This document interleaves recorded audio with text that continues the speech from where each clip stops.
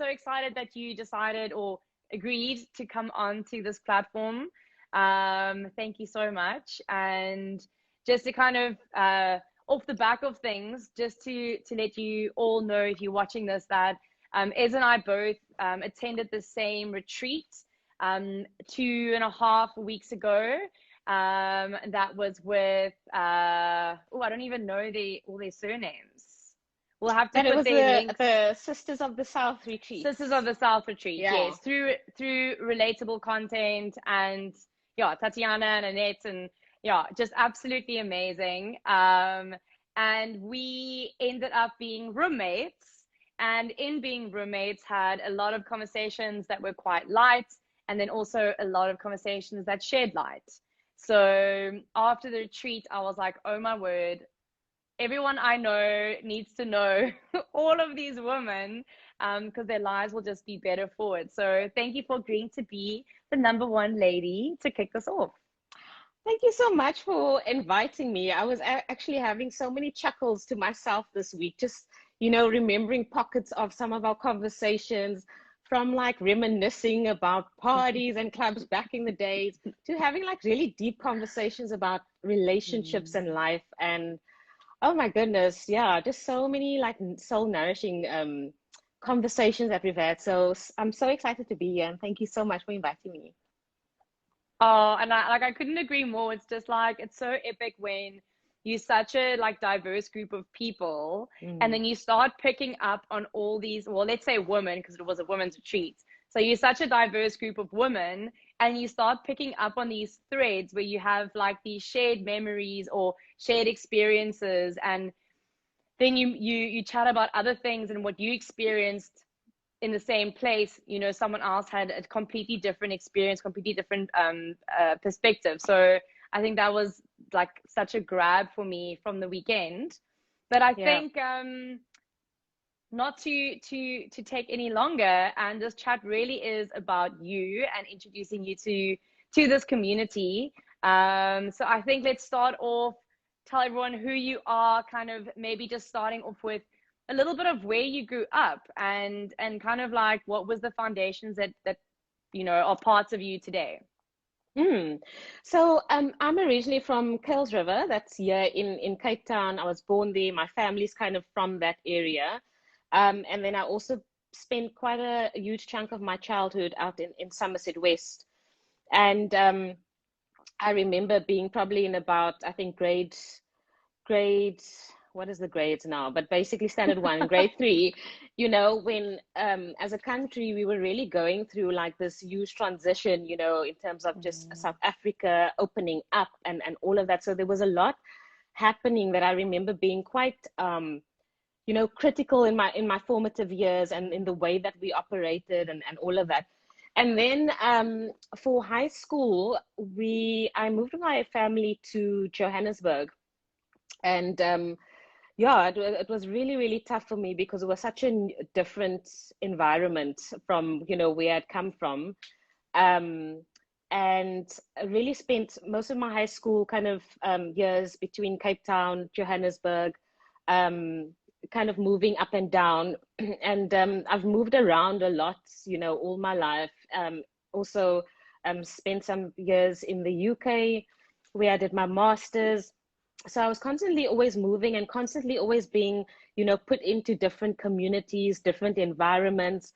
But I also always grew up with like just this feeling of like, I just don't feel like I belong anywhere. Do you know what I mean? So like, constantly kind of just trying to find my space in the world, or trying to find people that I relate with. And that's, was really quite a big part of my journey, which is why, I was really so excited and just so blessed and honored to have met all of you ladies, at the retreat that we went to. But yeah, so my life was kind of moving a lot.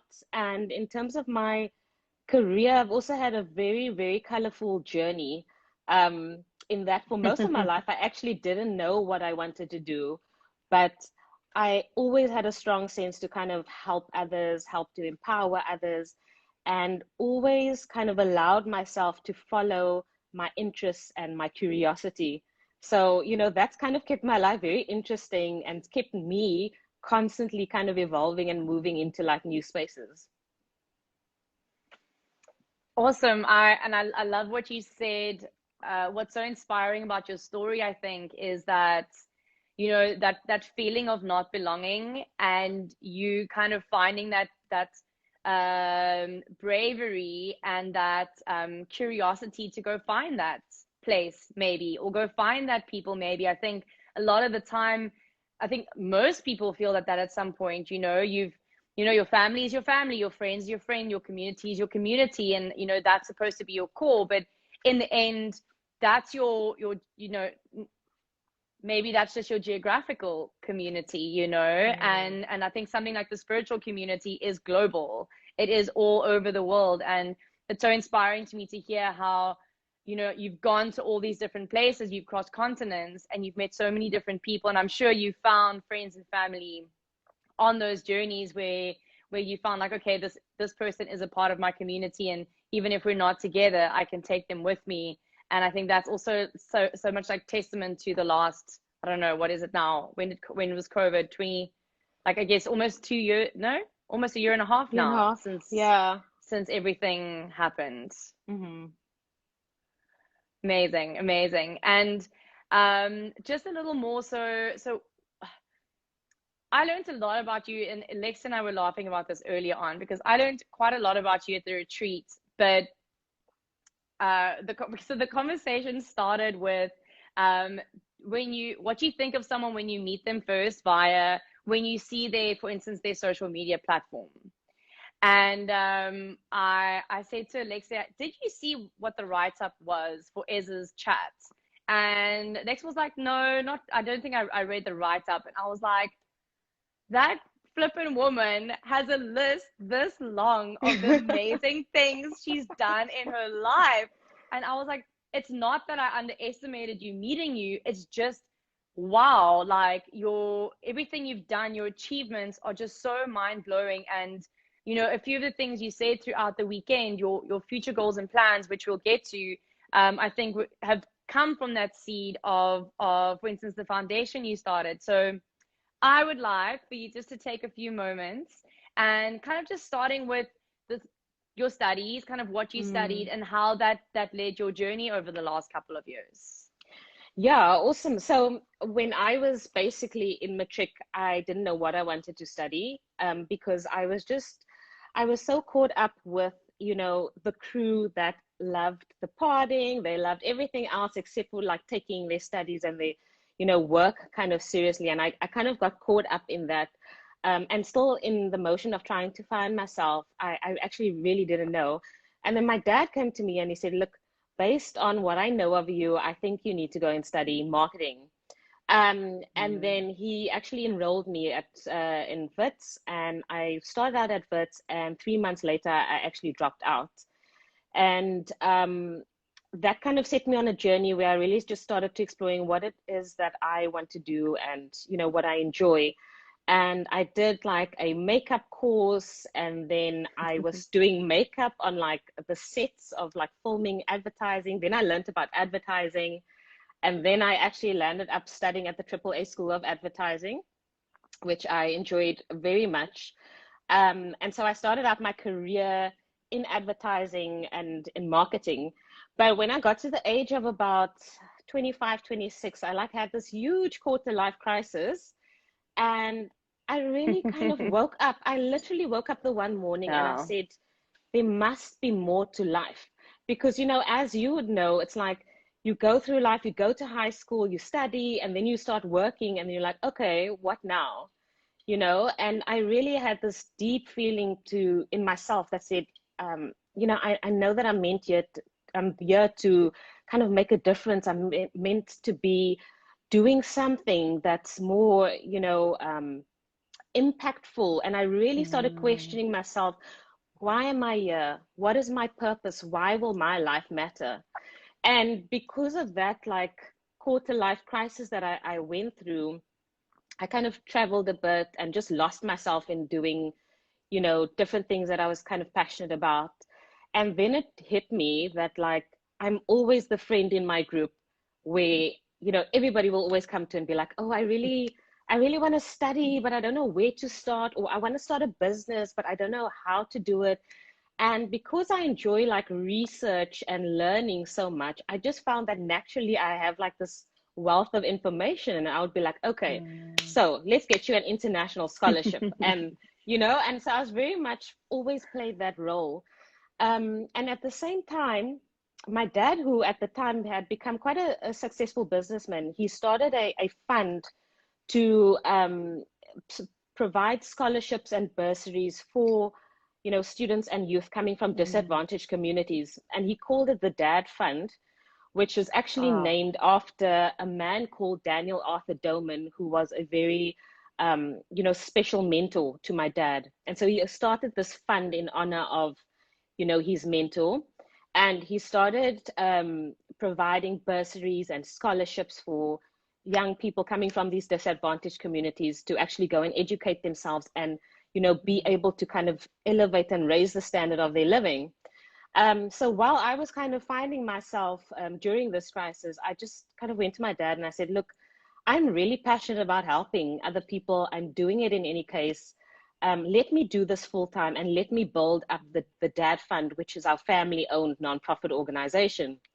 That's And amazing. I can't yeah, even and then deal. yeah, thankfully he agreed. And oh my word, I tell you, it was like something within me just got unleashed. It's like all of a sudden, for the first time in my life, I had a purpose.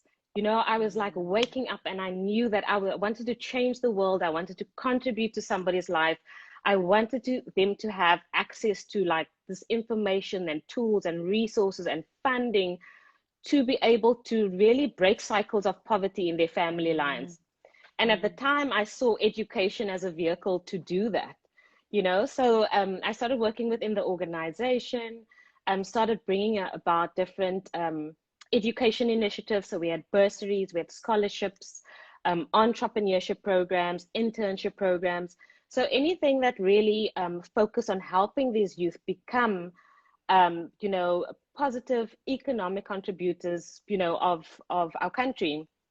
And that really was the start of me kind of living in my purpose. And from that foundation, it really gave me kind of a footing to start the other initiatives that I have built over the last couple of years. Do you know, like when you speak about this, it's like your eyes light up. It's like Mm. I can feel you through the screen. And yeah, I mean, I think when you if you allow a woman, or not allow a woman, no one allows a woman Mm. to do anything. When a woman Yeah. starts to feel that power and she lets it go, there's like nothing that can stand in your way. And like I can just see, like, even when you sit taller, you're like, oh, Mm. amazing, like gives me goose flesh. And I love that the organization is the Dad. That's really, really, really cool. Is that organization still running? So it is running, but on a much smaller scale, because what then happened is through the initiatives that we were running, I met two phenomenal young women from America who had started an initiative in their university to kind of educate girls from the communities about, further study opportunities and so forth. And they called it the Dream Girls. And so when they came to South Ah. Africa, we then met, and I said, look, why don't I start the South African chapter of Dream Girls International, it Jingle. was called at the time. And so I started the Dream Girls program under the Dad Fund, and that program just took off in a way that I couldn't have imagined, that it then became its own fully fledged nonprofit organization, which is still alive and kicking and, quite robust in the space of like girls and young women's empowerment. Mm. I mean, it's yeah, how your path has gone and how everything has kind of linked into one another is amazing. Like you really like you're a woman I want on my team when I need to make something happen. So is tell us a little more about you started in, or your dad started the Dad organization, you jumped in there with him, that led you to Dream Girls, got Dream Girls going, and where has Ez gone kind of from there? Where are you now? I know you've got your fingers in a lot of amazing pies in your studies and your trainings. Where to from here? Yeah, so I spent quite, I mean, the bulk of the past 10 years really working on building Dream Girls, which I've been very blessed to actually build alongside two of my very best friends. Because when I started, I actually just, called together a group of young women who wanted to kind of, give a helping hand to these girls and similarly to provide them with mentorship and access to scholarships and bursaries and so forth. And so a huge chunk of the past 10 years was focused on really building that organization. And at one stage, we had branches in 5 cities across South Africa. This was obviously before What? COVID times. So the organization was quite big, filled with mentors Mm. and mentees and speakers and so forth. And so that really, really was a big part of kind of my journey of working in the female empowerment space. But, as we came into recent years, and especially with COVID coming on and like having to kind of reflect and slow down and all of that, myself and my two co-founders, we always, when we started the organization, we always said that we want Dream Girls to be for young girls by young women. And we weren't really Mm. feeling that young anymore. Like we were in our 20s when we started it. And after 10 years of running Dream Girls, we felt like, listen, this is the time for us to open up and actually provide an Mm. opportunity for the other younger girls to lead. To step So up, that, yeah. yeah. So that kind of leads me to kind of where I've been for the past couple of months, actually just kind of closing off my chapter or my, operational involvement in Dream Girls Academy. And, we've appointed a wonderful new leadership team that's you're going to take the organization to new heights. And it's also given me more space to continue still focusing in the field of female empowerment. I work a lot with female professionals who are wanting to become strong leaders in business, who are wanting to live, purpose-driven and intentional lives. So I coach women, I run empowerment programs, and really, it really is the crux of who I am, and I do see myself, continuing this, throughout my lifetime, really. I feel like when I hear things like this, I'm like, where where were you when I was like 21? Or like where were where were you? That's absolutely amazing. So do you work with women from like any age, not necessarily from school or from varsity, or what's your main kind of the Mm. main age of the women that you serve? Yeah, so look, within Dream Girls, I used to work with a much younger group, so at high school and university level. Now, I specifically, in my coaching capacity, I work with women between the ages of, I would say, around 28 to 38. Hmm. Yeah, so kind of women who are either really getting ready to accelerate their careers, or they've spent some time, working, and now they're wanting to step out and create their impactful project. That's amazing. And I'm sure Mm. along your journey, you're going to work with women who are just doing the most astounding things. And just to highlight, one of the things you mentioned on the retreat was how, you have this broader vision of global and where we are globally, as a community, but also that you've had such strong reflections on the work that needs to be done locally, the work that needs to be done, in our country, in your province, in your hometown, wherever it is. And I Mm. think that's amazing. And having you here in this country is just absolutely awesome. And to pick your brain a little more, so everyone here is getting a bit of a free session with you. Is that what would like what are like three of your most important self-care tips? It can be a ritual, it can be whatever it is, that three things that help you stay grounded and focused. Okay, so the first one, I was thinking about this, and it just actually, I get, I keep on laughing when I think about this, because you will understand what I mean when I say this. My first self-care tip is to get as much sleep as what you need. You Yes, see, I knew, like, I remember, like, one of the yes. things about meeting you, I'm like, this girl feels me. Like, I love Yeah. my sleep, and I do not feel guilty about taking multiple naps if I need to, and going to bed early or waking up later. Mm, So, really, try and give yourself the space to rest, whatever that rest is for you. And I've had to learn this so many times the hard way, because I've burnt out so much in my life previously, that, this space that I'm in now, it's like my sleep is holy. mm. In fact, this morning I woke up and I had such a good sleep, and I was like, wow, I think like my sleep is one way that I meditate as well, right? Because I Yeah. wake up and I'm like centered and I'm sharp and so forth. So yeah, sleep is number one. Number two, I would say, yeah, I think particularly for women, is just to like honor your own flow, like, Mm. lean into your body. What is your body telling you? Does your body want to eat 3 times a day, or does it want to eat once a day or 6 times a day? Instead of, following fads or following everybody else's advice, I always encourage women to just keep on tuning into yourself and ask Mm. yourself, like, how do I like to sleep? How do I like to work? How do I like to eat? And listen to your own voice instead of like getting all the tips and advice from like everybody else. Because everyone's got a So, different idea, right?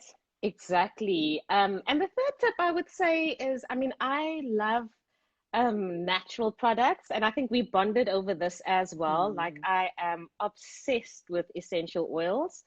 In fact, last week I had a bit of a cold, and I cured myself using essential oils.